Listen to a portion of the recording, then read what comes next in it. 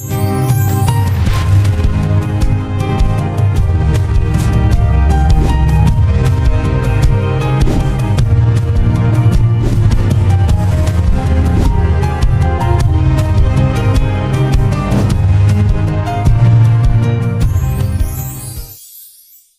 bien-aimés dans le Seigneur, que Dieu vous bénisse abondamment. Nous sommes toujours dans notre temps de jeûne et moment de jeûne pour lequel je bénis Dieu pour la force, la santé, la vigueur et toute l'énergie véritablement qu'il nous donne, que son nom soit sanctifié. Aujourd'hui, nous allons parler de la connaissance de notre Seigneur Jésus-Christ et à cet effet, je serai dans les Saintes Écritures, précisément dans le livre de 2 Pierre, chapitre 3, à partir du verset 17.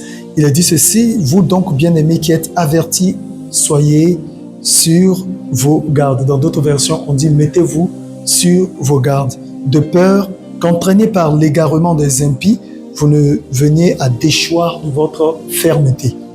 Mais croissez dans la grâce et dans la connaissance de notre Seigneur et Sauveur Jésus-Christ. À lui soit la gloire maintenant et pour l'éternité. Amen et Amen. » On dit croissez dans la grâce et dans la connaissance de notre Seigneur Jésus-Christ.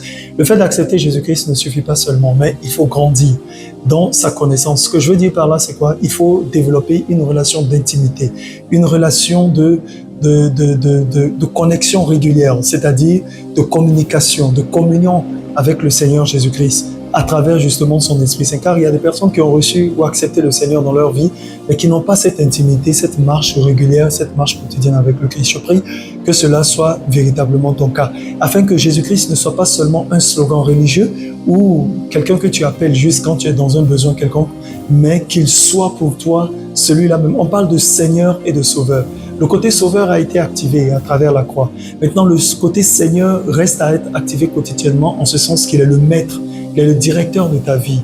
C'est-à-dire que c'est lui qui te permet, comme on dit, en lui se trouve le mouvement et l'être. C'est lui qui te permet de faire et d'accomplir toutes choses. Et d'ailleurs, dans Colossiens 3, 23, il a dit « Faites tout ce que vous faites pour le Seigneur et non pour les hommes. » Donc, lorsque nous croissions dans la connaissance de notre Seigneur Jésus-Christ, tu te rendras compte qu'au-delà de ce que les textes bibliques disent, tu as cette relation personnelle avec lui. Je prie au nom de Jésus que cela soit ton partage et ton héritage, et que ta marche ne soit pas une marche religieuse, mais une marche de communion fraternelle chaque jour que le Tout-Puissant crée pour nous sur la terre des hommes. Demeure béni et j'annonce dans ta vie que cela sera continuel au nom de Jésus-Christ de Nazareth. Amen et Amen.